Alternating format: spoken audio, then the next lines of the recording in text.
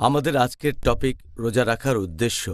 আর আজকের অনুষ্ঠানে আপনার কাছে প্রথম প্রশ্ন, রোজা রাখার প্রধান যে উদ্দেশ্যগুলো সেগুলো কি কি?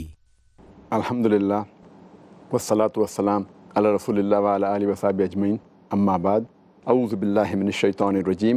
বিসমিল্লাহির রহমানির রহিম। রব্বি ইশরাহ লি সাদরি ওয়া ইয়াসসির লি আমরি ওয়াহলুল উকদাতাম মিন লিসানি ইয়াফকাহু কাওলি। রোজা রাখার অনেকগুলো উদ্দেশ্য আছে।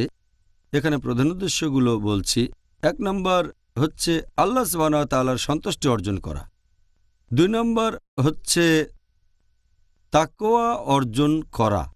তাকওয়া অর্জন করতে হবে, তার মানে আল্লাহকে মানা, ধার্মিকতা, ন্যায়নিষ্ঠতা।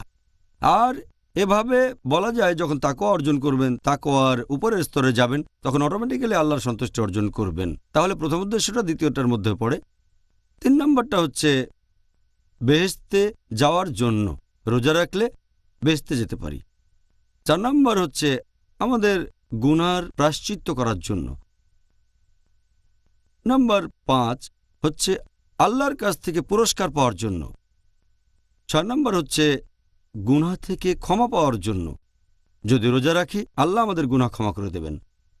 ৭ নম্বর হচ্ছে আশিফা অর্জন করা, অর্থাৎ রোজা আমাদের হয়ে কথা বলবে, আমাদের হয়ে মধ্যস্থতা করবে। যদি রোজা রাখি তাহলে শেষ বিচারের দিনে রোজা আমাদের পক্ষে কথা বলবে।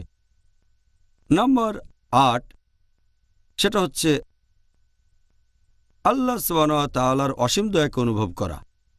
৯ নম্বর আমাদের ইচ্ছাশক্তি আর সংকল্প বাড়ানো। ১০ নম্বর হচ্ছে ভালো কাজের সওয়াব অর্জন। ১১ নম্বর হচ্ছে আরও সৎ হওয়ার চেষ্টা।